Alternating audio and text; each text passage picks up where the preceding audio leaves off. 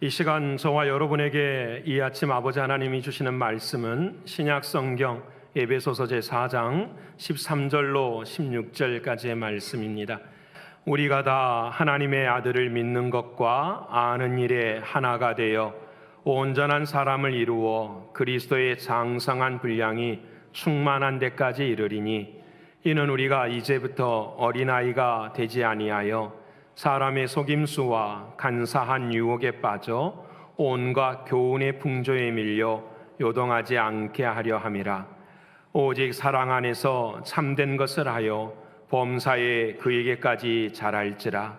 그는 머리니 곧 그리스도라. 그에게서 온 몸이 각 마디를 통하여 도움을 받음으로 연결되고 결합되어 각 지체의 분량대로 역사하여 그 몸을 자라게 하며 사랑 안에서 스스로 세우느니라. 아멘. 하나님의 은혜로 지난 금요일부터서 금요일, 토요일, 그리고 오늘 11시 예배, 그리고 오늘 오후에 있을 임직식 말씀까지 우리 이영골 목사님께서 하나님의 말씀을 증거해 주십니다.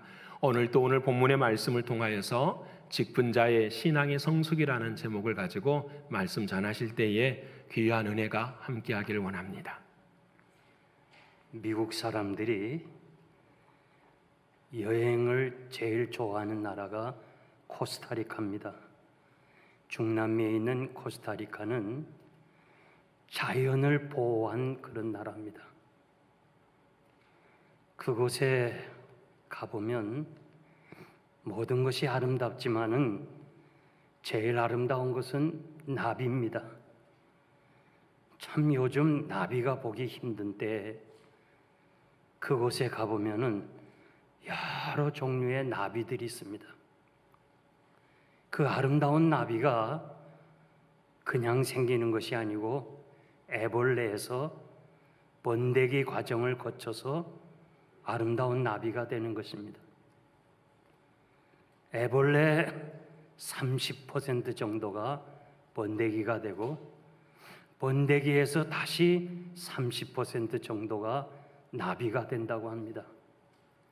볼품없는 애벌레가 변해돼서 나비가 돼서 보는 이로 하여금 아름다움을 주는 것처럼 우리의 신앙도 여러 번 이렇게 고난을 거치면서 시련과 아픔을 통과하면서 우리의 믿음의 날개가 생기고 그 믿음의 날개를 통해서 많은 사람들에게 아름다움을 보여주는 것을 우리는 종종 볼 수가 있습니다. 우리 안에서 행하시는 하나님이 소원을 가지고 행하신다고 그랬습니다.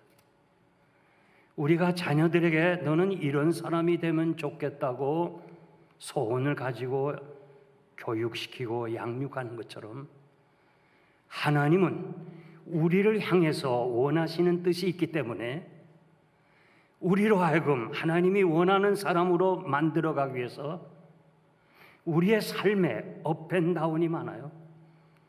시련과 고난이 많아요. 그래서 원망과 시비가 없이 하라고 우리들에게 말씀해주고 있습니다. 흠이 없고 순전하여 이 악한 세상에서 하나님의 자녀로 빛으로 나타나기 위해서 우리를 다루신다는 말씀입니다.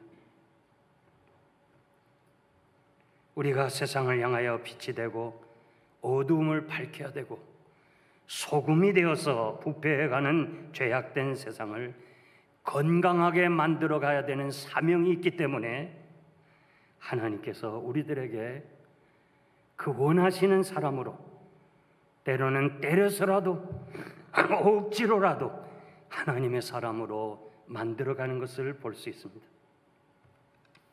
신광교회는 36년의 이 지나간 큰 축복을 받았습니다.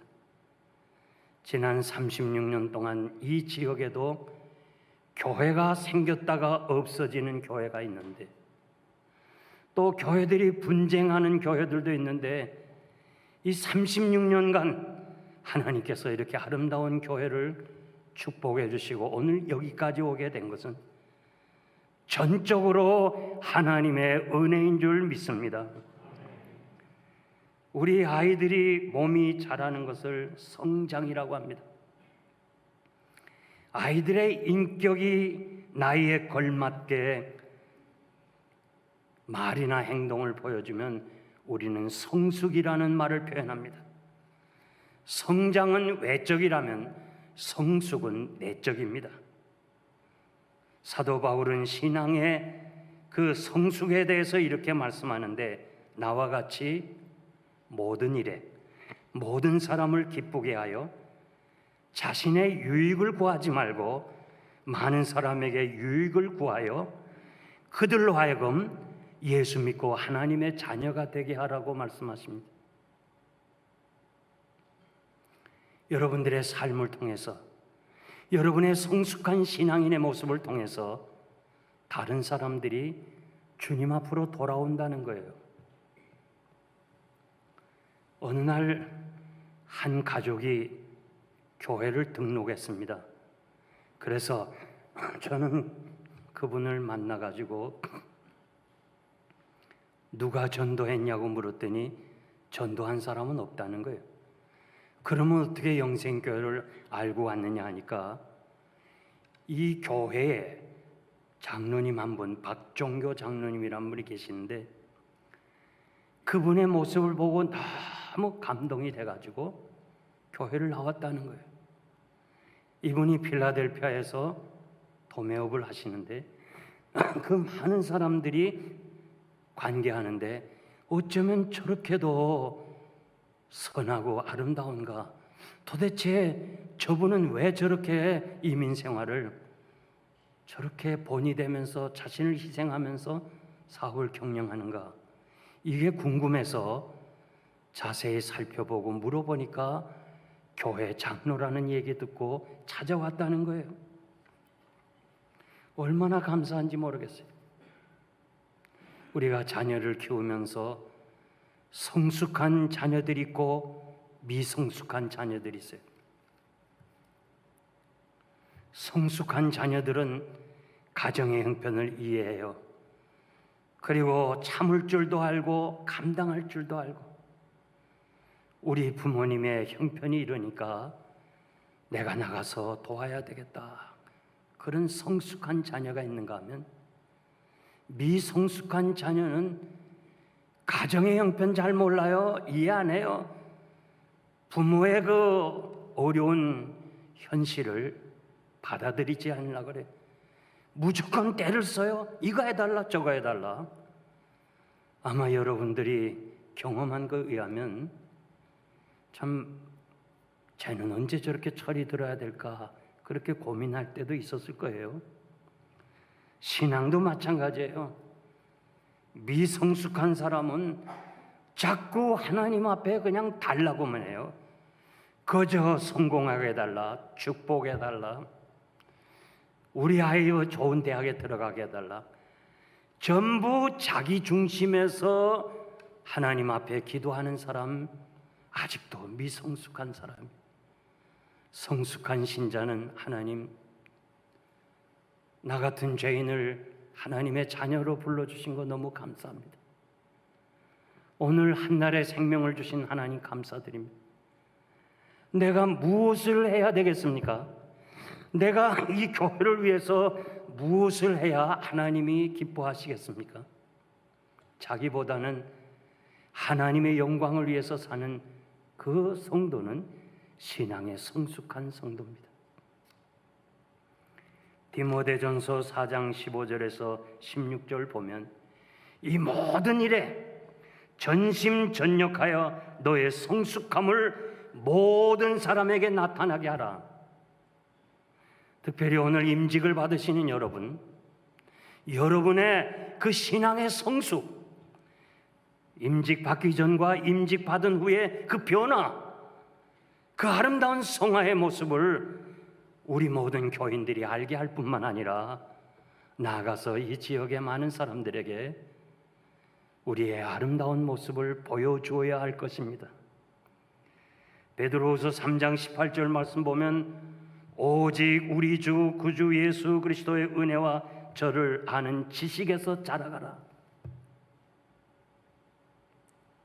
사도 바울은 두렵고 떨림으로 너의 구원을 이루라. 너희 안에 행하시는 이는 하나님이시니 자기의 기쁘신 뜻을 위하여 너희로 소원을 두고 행하신다 그랬어요. 사도 베드로가 은혜 안에서 자라가라는 말과 사도 바울이 받은 그 구원을 두렵고 떨림으로 이루어가라는 두 가지 뜻이 다 같은 말이에요. 뭐예요? 성화라는 말이에요. 성화라는 이 헬라어 단어는 두 가지 뜻이에요. 하나는 거룩이고 하나는 분리예요. 분리. 그러니까 여러분들이 이 교회에서 36년 동안, 아니 그 이전에 오랫동안 신앙 훈련을 받았으니까 여러분들이 한 단계 한 단계 신앙의 성화의 단계에 올라갈 뿐만 아니라 나의 세상적인 욕심이요, 세상적인 쾌락이요, 세상을 닮아가는 그것은 하나씩 분리해가면서 하나님이 원하시는 뜻을 이루어가는 이것이 바로 자라가라는 말씀입니다. 우리는 날마다 하나님의 거룩하심을 닮아가고 날마다 세상을 등지며 십자가 바라보는 신앙의 단계에 올라가야 될 것입니다. 저는 신광교회 이렇게 당의 초청을 받고 금요일 그리고 토요일 오늘 3번 이렇게 계속 재직 수련의 연장으로 여러분들에게 말씀드리려고 해요. 제가 40여 년 이상을 담임 목회한 사람이 얼마나 설교할 게 많겠어요. 그런데 오늘은 특히 임직을 앞두고 우리 직분자가 좀 어떻게 하면 신앙의 성장을 가져올까, 그런 뜻에서 직분자의 신앙 성장이라는 제목으로 본문을 통해서 3가지 말씀드리기를 원하는데요. 첫째는 직분자의 그 성숙은 주님을 닮아가야 돼요. 13절 말씀 보면 우리가 하나님의 아들을 믿는 것과 아는 일에 하나가 되어 온전한 사람을 이루어 그리스도의 장성한 분량에까지 도달해야 된다는 거예요.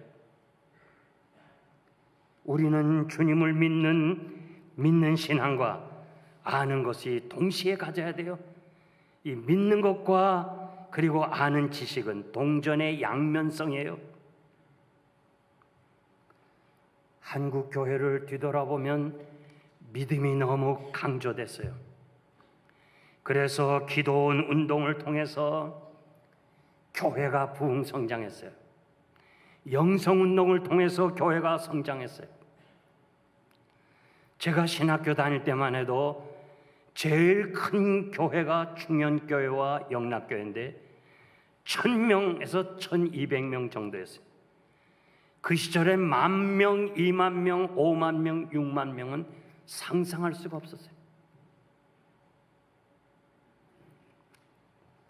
그런데 그 성경 지식이 부족해서 신비주의에 빠지게 되고 결국 이단에 넘어가는 일이 너무 많았어요.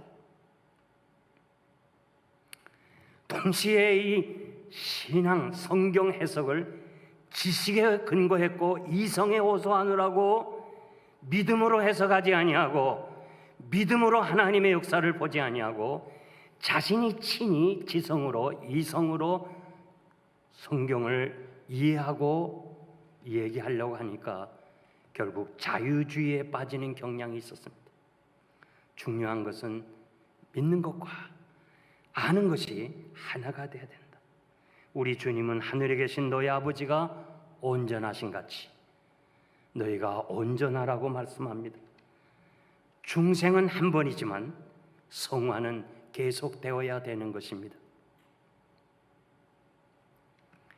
평강의 하나님이 친히 너희를 온전히 거룩하게 하시고 너희의 온 영과 혼과 몸이 주님 강림하실 때까지 흠없이 보존되기를 원한다고 말씀합니다. 사도 바울은 내가 그리스도와 그 부활의 권능과 그 고난에 참여함을 알려하여 그의 죽으심을 원받아 어찌하든지 죽은 자 가운데서 부활에 이르려 한다고 그랬어요. 사도 바울은 주님의 고난에 동참하기를 원하고 할 수만 있는 대로 주님의 십자가를 나도 지고 주님이 죽으신 것까지 본을 받으려고 노력을 했습니다. 골로새서 2장 20절 보니까 내가 그리스도와 함께 십자가에 못 박혔나니 그런즉 이제는 내가 산 것이 아니요 내 안에 그리스도가 살았습니다. 이제 내가 육체 가운데 사는 것은 나를 사랑하사 자기 몸을 버리신 우리 주님을 위해서 살겠노라고 그렇게 고백을 합니다. 사도 바울은 다메섹에서 주님을 만났습니다. 그리고 주님을 본받으려고 했습니다. 죽음까지 본받으려고 했고 끝내는 자신의 정욕과 세상 욕심을 십자가에 죽였습니다. 그리고 이제는 자신이 사는 것은 주님을 위해 산다고 그랬습니다. 그렇습니다. 주님을 인격적으로 만나고 주님을 따라가고 주님을 닮아가고 끝내는 주님과 같이 되는 것이 바로 바울의 간절한 소원이었습니다. 저도 이렇게 뒤돌아보니까 제가 31살에 한국에서 담임 목사가 되고 그래서 30대, 40대, 50대, 60대, 70대 지금의 내 자신을 돌아보면 내가 알아요 스스로. 내 신앙이 이렇게 성장해 가는구나. 그리고 이제는 하나님 앞에 서야 돼. 이 죽음을 준비하면서 사니까 내 신앙이 이렇게 한 단계 올라. 그저 눈을 뜨면 하나님 감사합니다. 살려주신 것 감사. 오늘은 내가 어떻게 하면 좀 더 남을 도와주고 그 연약한 목사님들을 좀 도와줄 수가 있겠습니까? 내 자신이 너무너무 하나님께 감사한 거예요. 크림 전쟁 때 플로렌스 나이팅겔은 그 사고 나고 이렇게 병든 군인들을 돌보는데 정말 중환 자들이 있어요. 나이팅겔이 도저히 할 수가 없어요. 그 시절에 또 의료 시설이 너무 약하고 약이 없으니까 그냥 사랑하는 마음으로 정말 사경을 헤매는 그 군인을 물끄러미 바라보고 있을 때 그분이 눈을 뜨더니 이렇게 말해요. 당신은 나에게 예수 그리스도입니다.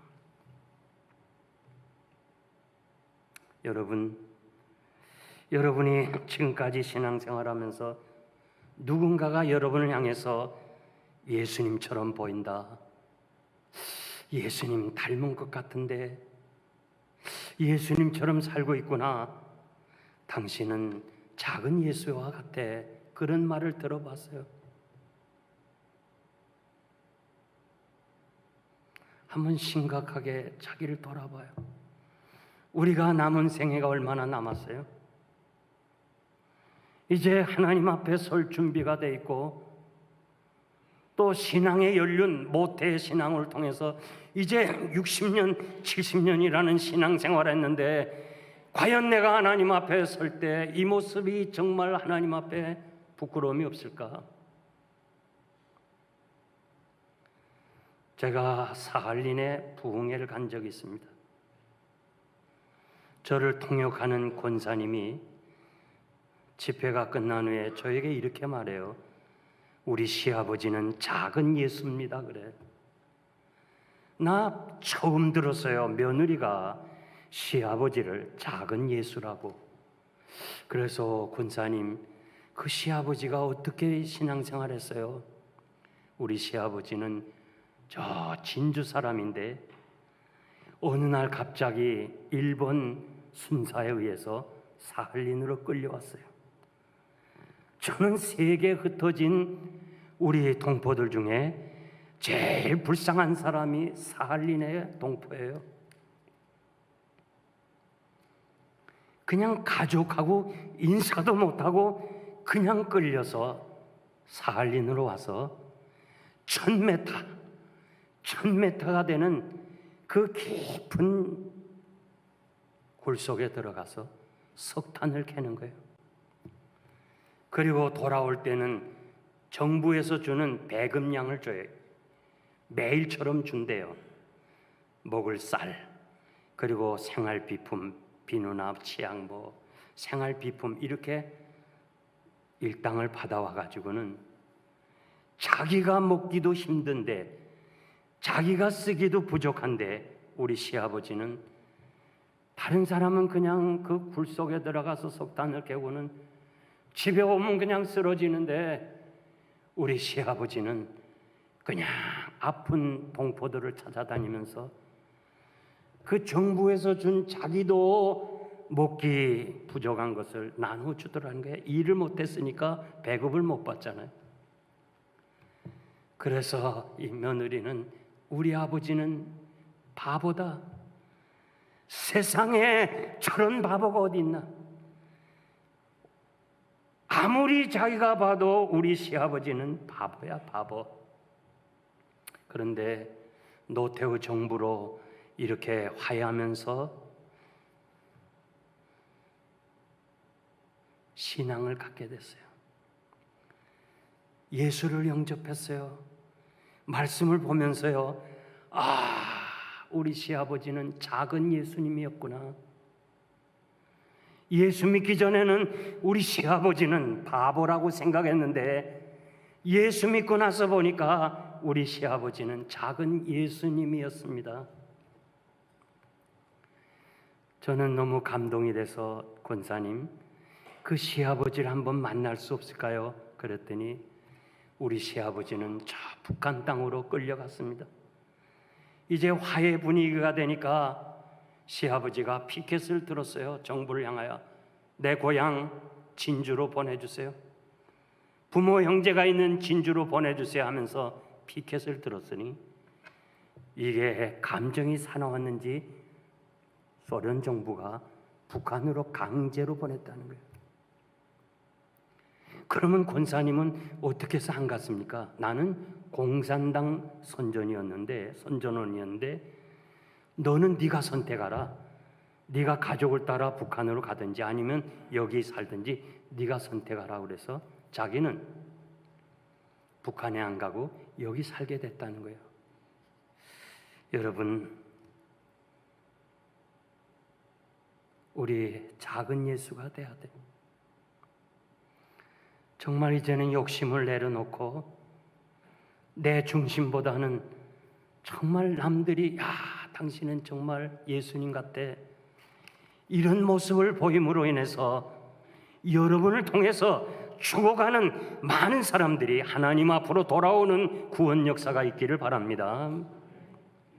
두 번째, 직분자의 성숙한 직분자는 좌로나 우로나 흔들리지 말아야 합니다.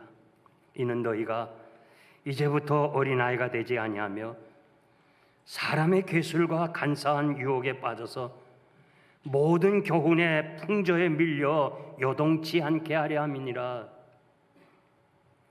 우리가 보는 것이 죄요 듣는 것이 죄뿐인 세상, 정말 우리가 신앙생활을 유지하기가 너무너무 힘든 거예요. 그리고 그뿐만 아니라 사탄이 마지막 때가 되니까 한 사람이라도 예수 믿는 사람을 미혹에 빠져서 신앙의 길에서 돌이키게 하려고 얼마나 애쓰냐 그 말이에요. 교회 안에서 거짓 신자들, 거짓 지도자들이 우리를 얼마나 미혹을 하느냐 그 말이에요. 제가 이 목회를 하면서 교회를 섬기면서요, 참 의존적 신앙을 가진 사람이 많아요. 그저 장로님 한 분이 시험에 들어서 떠나면요, 주르륵 따라가는 사람이 있어. 목사님 한 분이 또 나가요, 또 따라 나가요.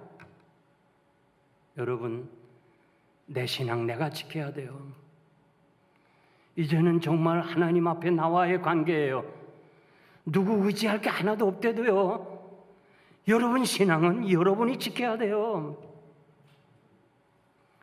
난 아비된 심정으로 여러분들에게 말씀드려요.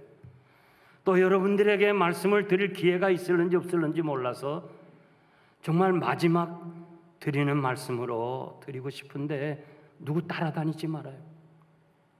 세상에 노아, 다니엘, 욥 얼마나 위대해요. 얼마나 신앙의 용장이에요. 세상에 지금 많은 사람들이 예수 믿는데 욥 같은 사람 있어요? 노아 같은 사람 있어요? 다니엘 같은 사람 있어요? 없어요. 그런데도 성경에 보니까 그 사람도 하나님 앞에서 자기만 구원받지 노아의 아들이라고 구원받는 게 아니고 욥의 아들이라고 구원받는 게 아니라는 거예요. 에스겔 14장 쭉 14절 이하에 보세요. 사랑하는 성도 여러분, 내 신앙 내가 지키고 하나님 앞에서 바르게 살아야 돼요. 누구 따라다니면 안 돼요. 사도행전 14장에 보면 사도 바울과 바나바가 루스드라에서 안진뱅이를 고칩니다. 사람들이 이거 기적을 봤거든요.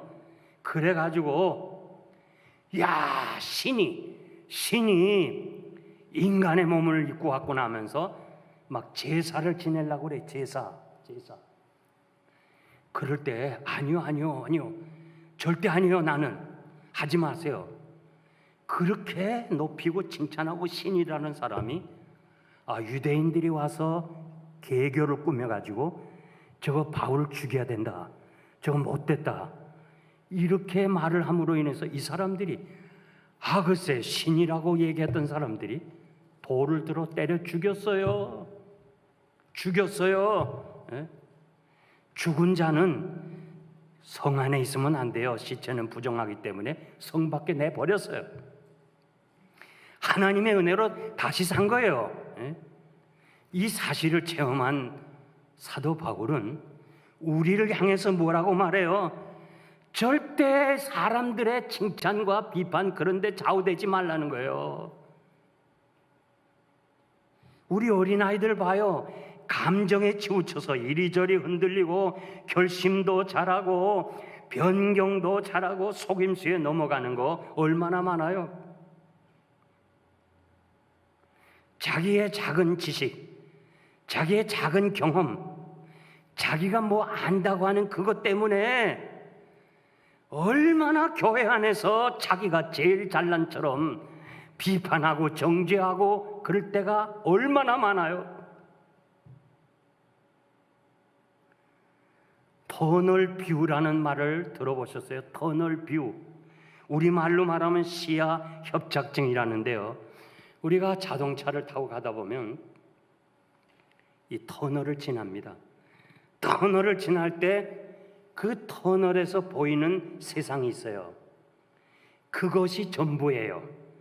그것만 보는 것이 바로 터널 뷰라는 거예요. 여러분 터널 밖을 한번 나와 보세요. 얼마나 넓은 세상이 있어요. 그런데 그 터널 안에서 요 자그마하게 보이는 그것이 세상이 전부예요. 그것이 자신의 지식이에요. 그것이 자신의 경험이에요. 그것이 자기가 알고 있는 모든 거예요. 그러니까 그것에 의해 가지고 교회 안에서 목사를 비판하고 지도자를 정죄하고 자기가 제일 옳다는 거예요.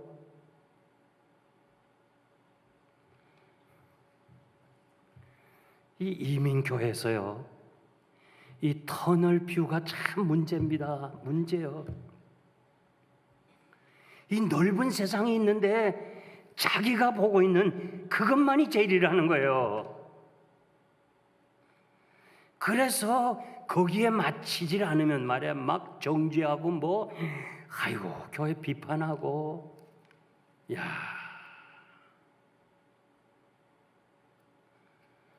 제가 40년 이상을 목회하면서요, 이런 사람들이 참 문제예요. 교회를 힘들게 하고 목회자를 힘들게 하는 거예요.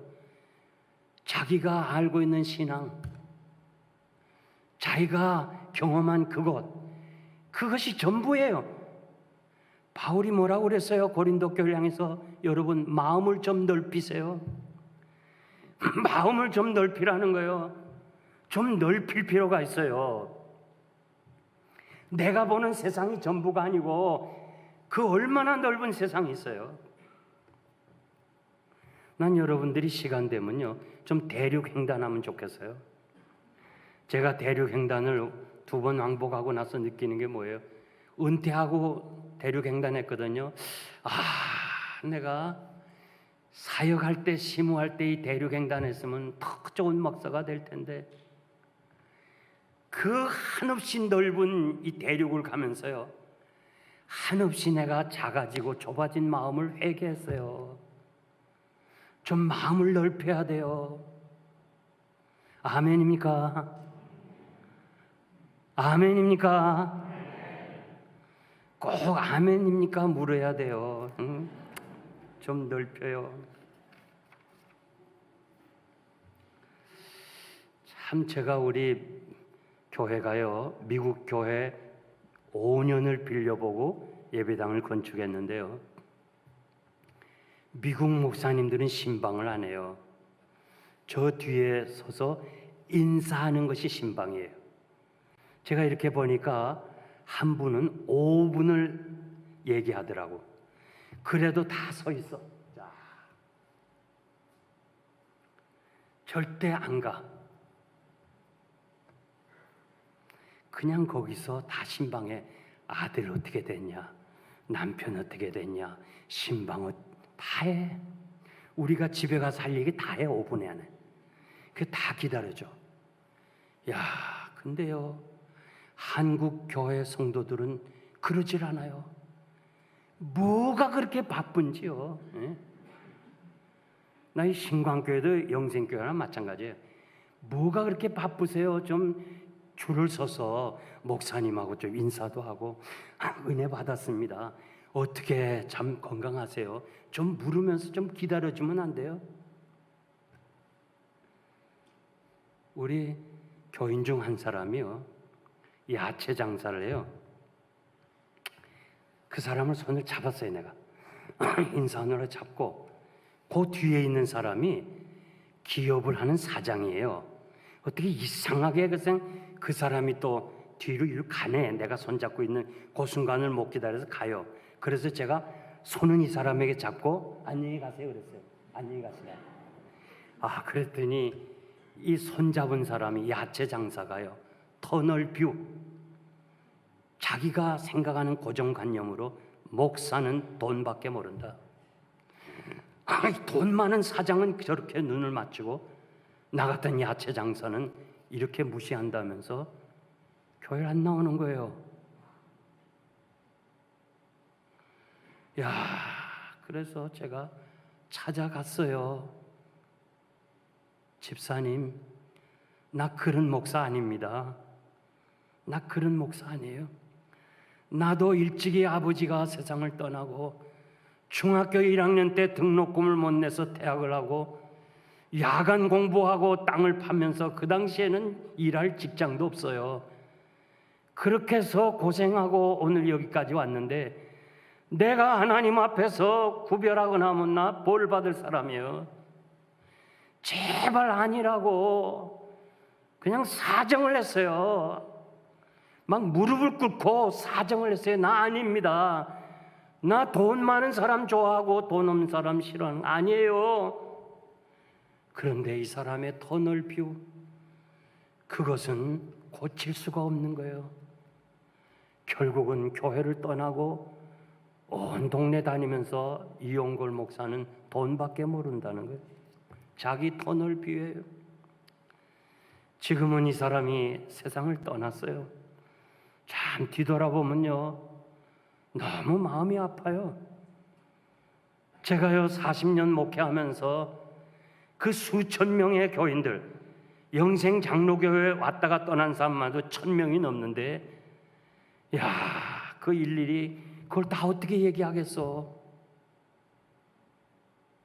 그래서 제가 지금 목사님들 만나서 훈련하면서 제 간증을 얘기할 때가 많아요. 여러분, 이거 고쳐야 돼요. 나보다 남을 낮게 여겨야 돼요.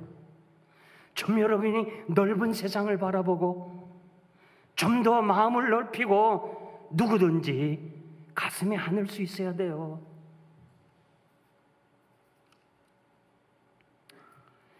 인도 차이나 문제로 인해서 강대국 총리들이 모여가지고 이렇게 담소를 했는데, 당시의 국무장관인 델레스, 이분이 아직 오질 않아서 좀 기다리고 서로 담소하고 있는데 국무장관이 뒤늦게 들어왔어요. 주울레, 당시의 총리인 주울레가 중국에, 제가 주울레 생가를 방문했고 그분의 기념관을 방문했는데 머리가 깬 사람이에요. 난 중국의 발전이 주울레에 큰 영향을 받았다고 생각해요. 악수를 청했어요. 반갑다고. 그런데 국무장관 델레스는 반공주의자거든요. 터널 뷰예요. 자기만이 최고예요. 그래서 너 같은 거는 악수 안 해 하면서 돌아섰어요. 악수를 하겠다고 했는데 돌아서니까 주울레의 마음에 상처를 입었어. 이것이 20년 주울레가 다스리는 중국, 미국과 원수지간이 됐습니다. 그리고 결과가 뭐예요? 쓸데없는 베트남 전쟁을 했어요. 지구상에서 제일 쓸데없는 전쟁이 베트남 전쟁이라는 거예요. 역사가들은 이렇게 말해요. 주울레의 호의를 무시한 델레스 때문에 이렇게 베트남 전쟁이 일어났다는 거예요. 여러분, 제가 꼭 권면하고 부탁하는데요. 어떻게 하든지 좀 남을 배려해요. 좀 남을 나보다 낫게 여겨요. 그리고 누구에게나 여러분이 마음을 넓혀서 품을 수 있다면 난 이 신광교회가 이 지역에 큰 역사를 이룰 줄 믿습니다. 내가 어렸을 때는 말하는 것이 어린아이 같고 생각하는 것이 어린아이 같고 깨닫는 것이 어린아이 같다가 장성한 사람이 되어서는 어린아이 일을 버렸노라. 오늘 임직 받으시는 분 버릴 거 버려야 돼요. 앞으로 몇 시간 안 남았는데요. 난 누가 임직을 받는지 아무도 몰라요. 이 몇 시간 남았는데 하나님 조용히 기도로 준비하세요. 내가 임직을 받기 전에 버려야 될 것이 무엇입니까? 정말 하나님이 원하시는 그 신앙의 단계에 올라가도록 나를 좀 오늘 축복해 주시고 나를 좀 변화시켜 주시고 나로 하여금 변해서 버려서 주의 진리를 담게 하옵소서. 여러분, 버리는 것이 없이는요 담을 수가 없는 거예요. 그래서 오늘 이 말씀을 듣는 여러분들은 정말 좌로나 우로나 그저 이렇게 흔들리지 말고, 누가 무슨 말을 한다고 해서 흔들리지 말고, 예?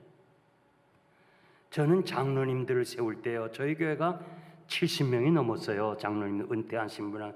제가 사역할 때 시무장로님이 35명, 38명이었는데요. 제가 그 장로님도 훈련할 때 그렇게 말해요. 여러분, 절대 집사님들의 밥 사주는 거 얻어먹지 말라. 오히려 사주면 사줬지 얻어먹지 말라. 야, 글쎄 집사의 밥 한 그릇 얻어먹고 그분의 대변이 되는 사람들도 있어요. 이건 제가 체험했기 때문에 얘기해요.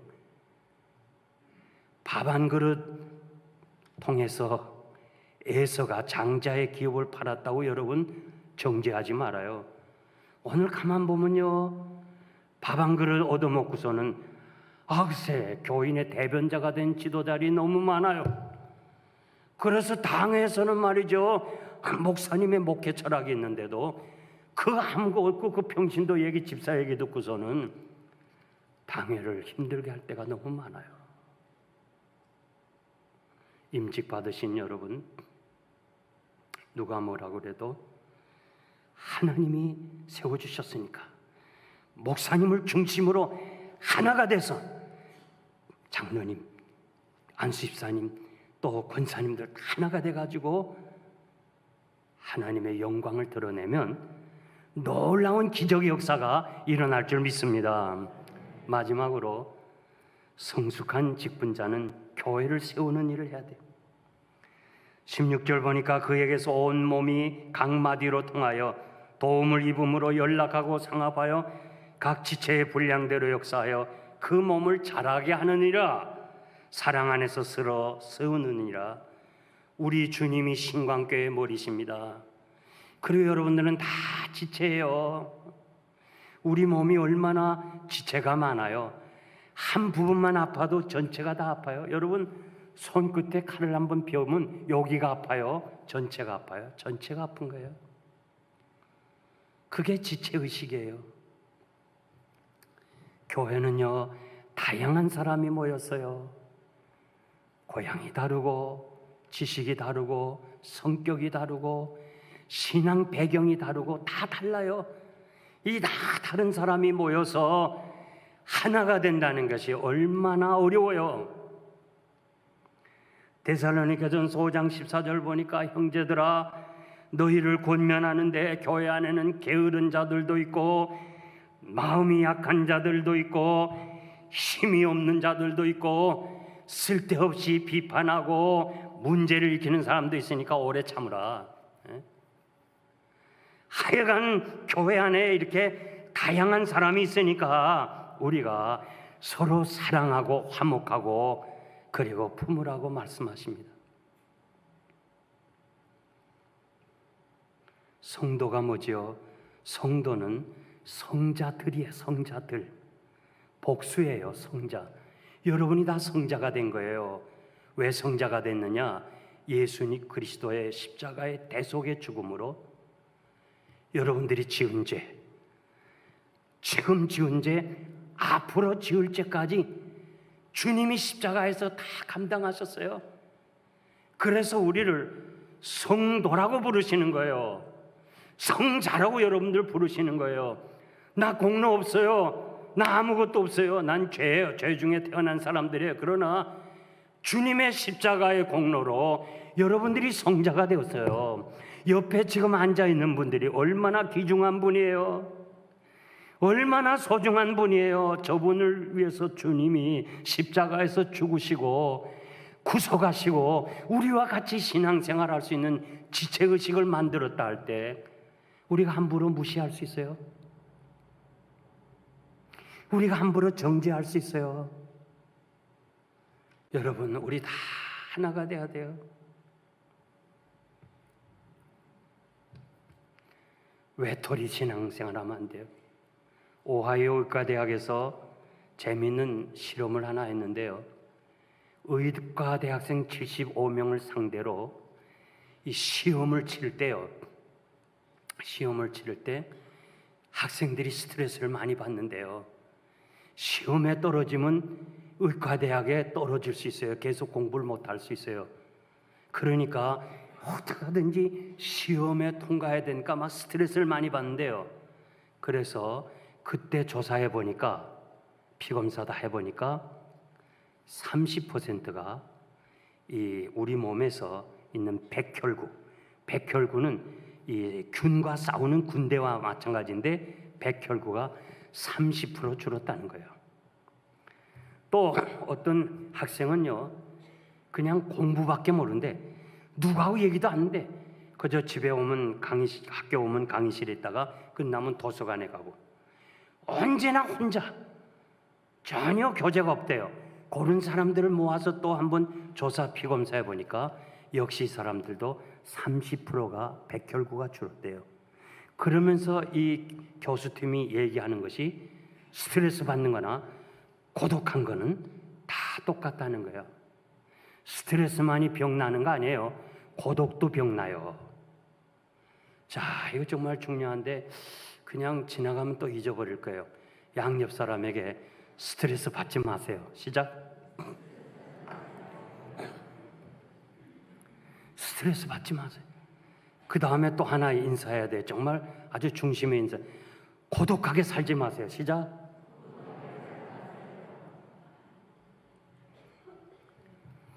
인사하라 그러는데도 혼자 고독한 사람이 있어요. 여러분, 스트레스 받지 말아요. 고독하지 말아요. 우리 다 교회를 세워나가야 돼요. 이 신광교회를 세워나가는 거요, 쉬운 일 아니에요. 왜? 사탄이 시험이 있어요. 교회가 부흥되는 거는 사탄이 자기 세력이 뺏기니까 자기에겐 저주감이거든요. 그러니까 어떻게 하든지 교회가 부흥되려 할 때는 반드시 사탄의 세력이 있어요.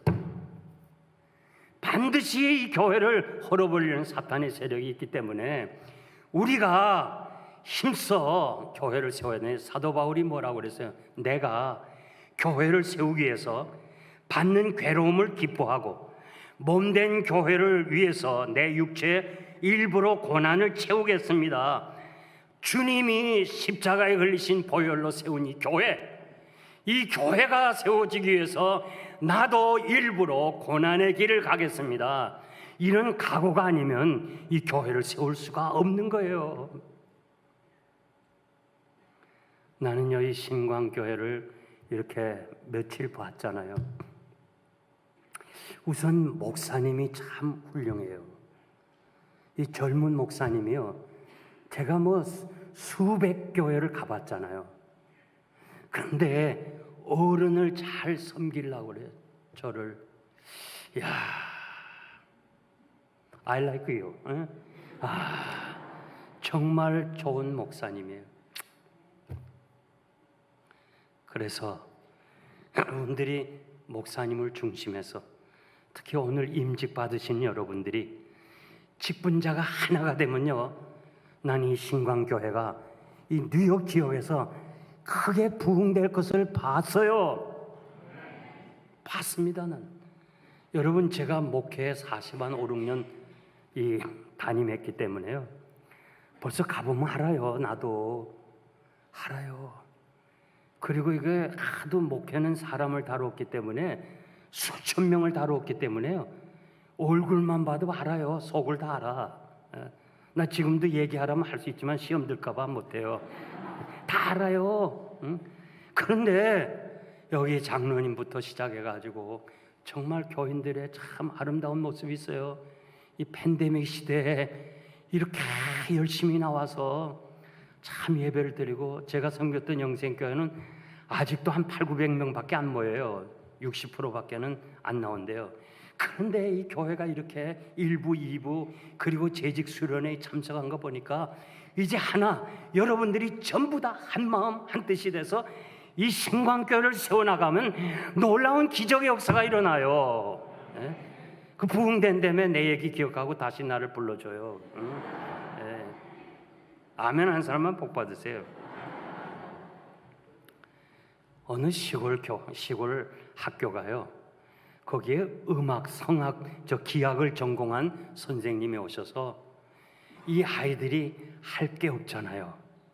그래서 이 선생님이 이 아이들에게 기악을 가르쳐야 되겠다. 그래서 오케스트라를 만들었어요. 그러니까 얘들이 할 거 없으니까 그냥 계속 학교 끝나면 학교에 남아서 연습을 해. 오케스트라.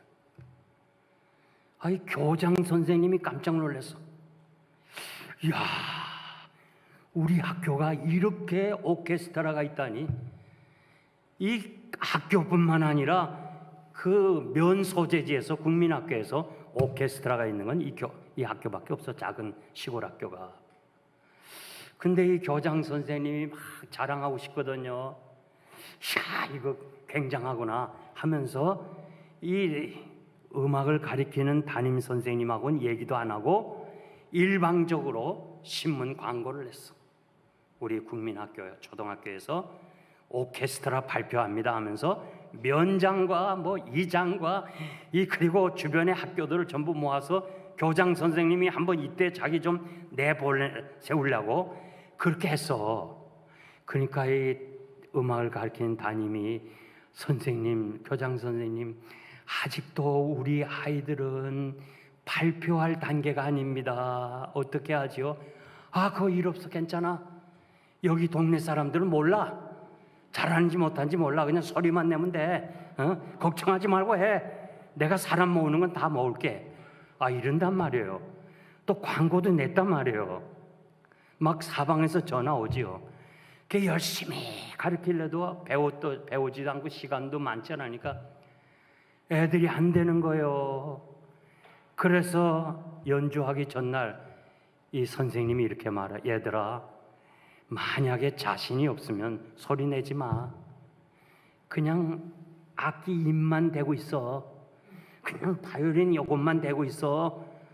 네가 괜히 자신 없는데 이거 했다가는 망쳐. 그러니까 자신 있는 사람만 소리 내라. 연주가 시작했어요.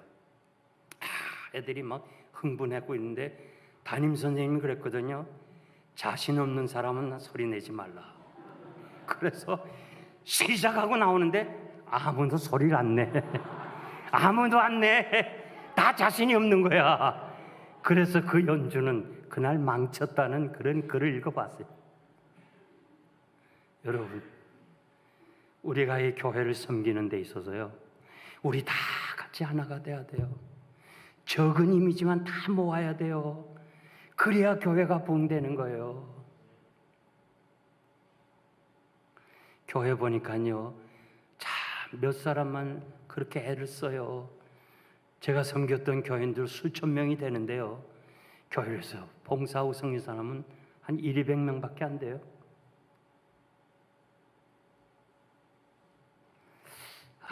정말 같이 다 일해야 되는데 어느 곤충학자가요, 개미들이 부지런히 왔다 갔다 하는데 도대체 몇 프로가 진짜 먹이를 위해서 분주하게 다니냐, 그걸 특수 카메라와 일련 번호를 매기고 컴퓨터로 연구해 보니까 15%만이 진짜 먹이를 위해서 바빠. 그리고 나머지 85%는 덩달아 왔다 갔다 해. 가면 가고 오면 오고 덩달아. 이야, 교회 성장학자가 이런 말 했어요.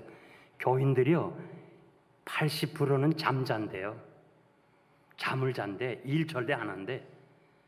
그러니까 잠자는 80%를 향해서 일하자, 교회를 세우자, 부흥시키자 하면요, 화를 낸대요.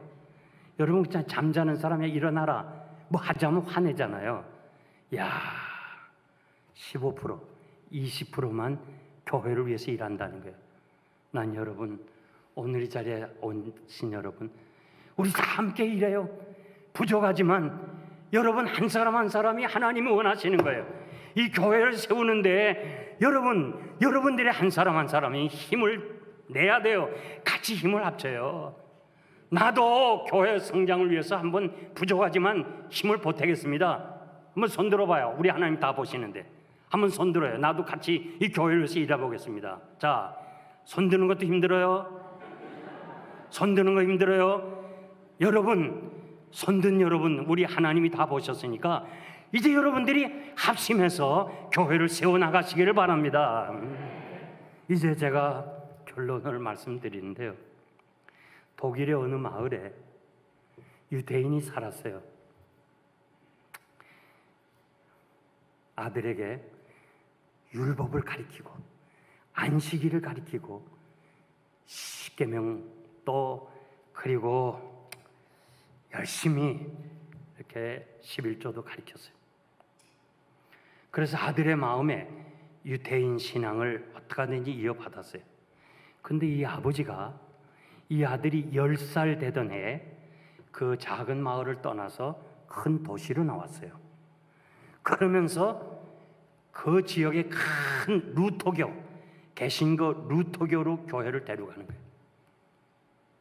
그래서 10살 난 아이가 이렇게 말해요. 아버지, 우리 유대인 아닙니까? 우리 회당에 가야 되잖아요.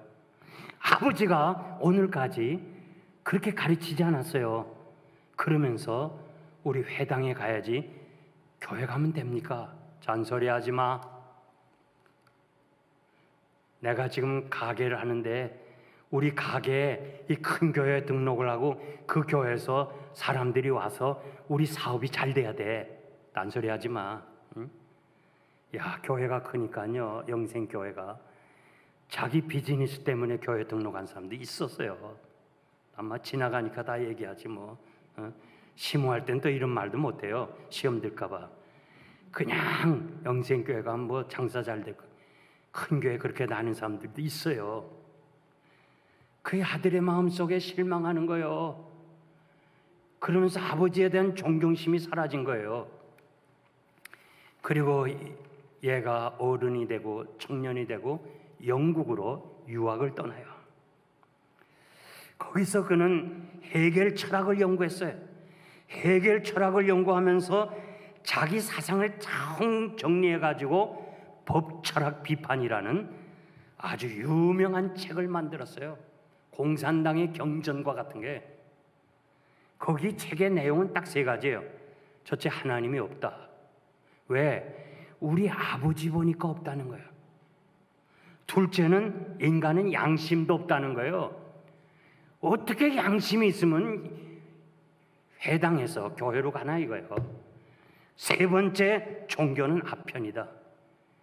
이 세 가지를 주장함으로 인해서 이 아들이, 이 책의 저자가 누구냐면 칼 막스예요. 공산당들이 가장 존경하고 이분의 이론으로 인해서 얼마나 많은 교회가 핍박을 받았고 얼마나 많은 성도들이 희생당했냐. 오늘도 저 북한 땅에, 유일하게 분단된 북한 땅에 이 아버지 한 사람의 이 신앙적인 이 위선자가 때문에 어떻게 얼마나 많은 사람이 고통을 당하냐 그 말이에요. 여러분, 우리 애들이요, 고등학교까지는 교회 잘 나와. 그러다가 대학을 가면요 85%가 교회 안 나와. 왜 그러냐? 아버지의 위선적인 신앙, 어머니의 위선적인 신앙이 아들이 교회를 떠나게 하는 거예요. 여러분, 그 애들이 말이야 철없는 것 같지만은 다 듣고 있습니다. 절대 제가 부탁하는데요, 집에 돌아가서 교회 비판하지 말아요. 목사 비판하지 말아요. 장로님 비판하지 말아요. 교회 문제 얘기하지 말아요. 얘들이 말없이 그냥 아무것도 아닌 철없는 아이 같지만요 다 듣고 있는 거예요. 다 듣고 있어요. 한번 테스트 해볼래요? 여러분 집에 돌아가세요. 우리 애들 뭐 예를 들면 10살, 뭐 9살, 8살 이런 애게 한번 물어봐요. 야, 엄마 잘못한 거 있지? 막 나와요. 막 나와. 예? 막 나와요. 예? 그거 빨리 풀어줘야 돼요. 그렇지 않으면 얘 대학 가고 그 다음에 직장 되고 어른 되면 부모 모른다 그래요. 그러니까 다 들으니까요 애들 앞에서 절대 부정적인 얘기하지 말고. 나는 제가 목회를 해봤잖아요. 부모가 신실하게 봉사한 사람은 자녀들이 대학 갔다가 다시 돌아와서 교회로 돌아와요. 교회 필라델피아에 안 돌아오면 다른 지역에서 예수 잘 믿어요. 그런데 신앙생활 잘못한 사람의 자녀들은요 교회도 안 나와. 막 울면서 이렇게 회개하고 고통 중에 있는 부모들을 만난 적도 있어요. 왜 아들이 교회 안 나가는지 모른다 이거예요. 사랑하는 성도 여러분, 이제 우리가 예수 잘 믿어요. 이왕 믿을 바엔 바르게 믿어요. 그래서 이번 이 세미나가 지난 후에는 여러분의 신앙이 한 단계 올라가고, 저는 오늘 여러분의 주보를 보니까요, 야, 교인 숫자에 비해서 11조 낸 사람이 많구나. 아주 기뻐요. 기뻐. 내가 처음으로 어제 성도의 기본 생활 5가지를 얘기했어요. 다른 데서 그거 안 했어요. 시험 드는 사람이 많을까 봐. 그래서 이 교회 안 돼요.